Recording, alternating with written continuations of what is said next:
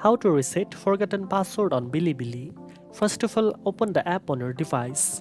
Once the app is open, tap on the profile or account icon labeled as Me, usually located at the bottom right corner of the screen.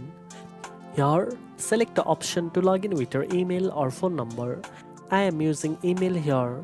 Enter the email address in the email box, then tap on Next. This will take you to the password entry page. On this page, you will see Forgot Password, tap on it. Next, enter the email address that you used when creating your account.